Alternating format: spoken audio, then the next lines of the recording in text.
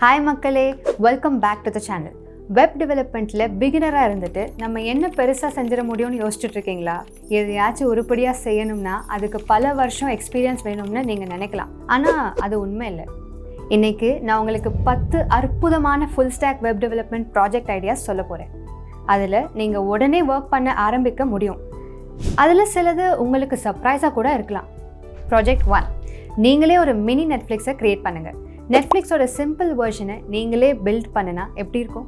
கேட்கவே நல்லா இருக்குல்ல? கவனமாக கேளுங்க.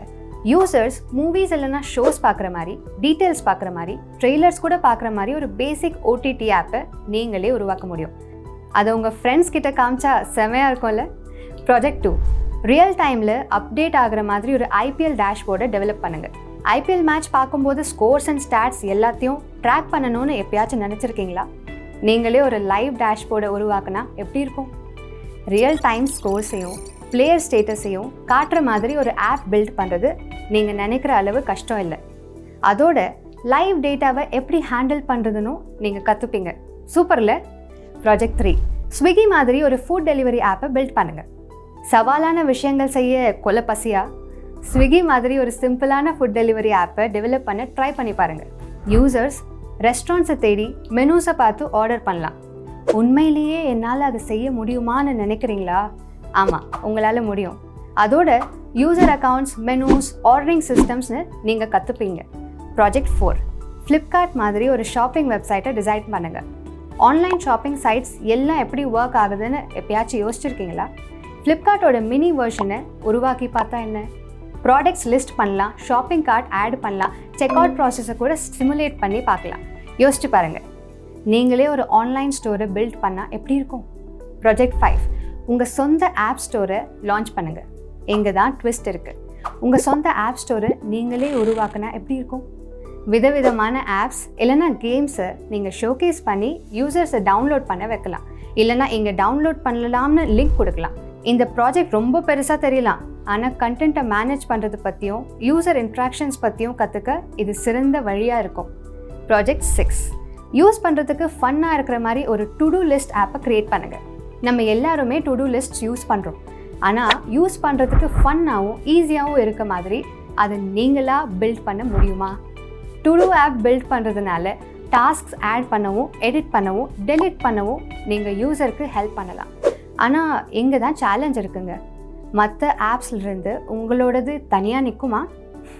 ப்ராஜெக்ட் 7, இன்ஸ்டாகிராம் மாதிரி ஒரு சிம்பிளான சோஷியல் மீடியா ஆப்பை டெவலப் பண்ணுங்கள். ஒரு மினி சோஷியல் மீடியா பிளாட்ஃபார்மை நீங்களே க்ரியேட் பண்ணினா எப்படி இருக்கும்?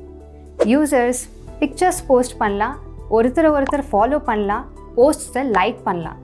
கஷ்டமான விஷயம் மாதிரி தான் தெரியும், ஆனால் சின்னதாக ஆரம்பிச்சிட்டிங்கன்னா செஞ்சிடலாங்க. மக்கள்கிட்ட நீங்கள் உங்கள் வெர்ஷன் ஆஃப் இன்ஸ்டாகிராமை பில்ட் பண்ணியிருக்கீங்கன்னு சொன்னால் எப்படி இருக்கும்?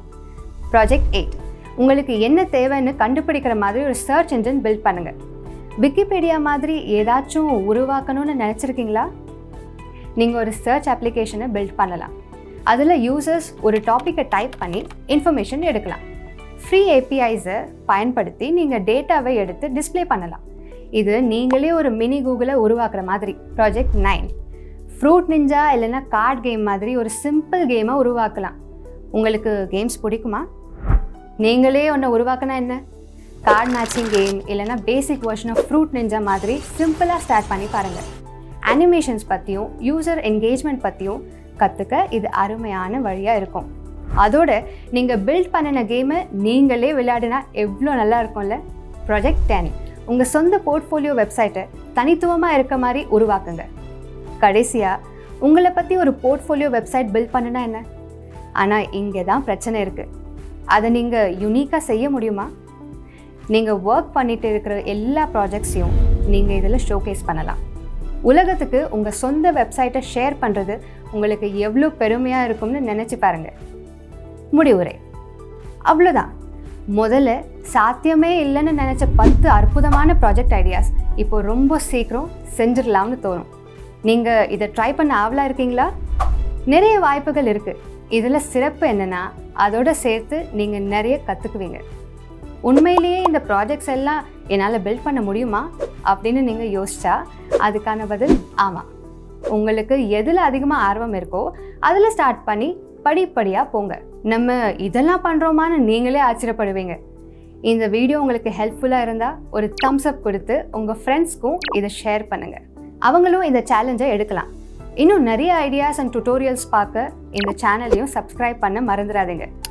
உங்களுக்கு ஏதாச்சும் கேள்விகள் இருந்தால் இல்லைன்னா கைடன்ஸ் தேவைப்பட்டால் கீழே கமெண்ட் பண்ணுங்கள். நான் ஹெல்ப் பண்ணுறேன். தேங்க்ஸ் ஃபார் வாட்சிங் அண்ட் ஹாப்பி கோடிங். அடுத்த வீடியோவில் பார்க்கலாம்.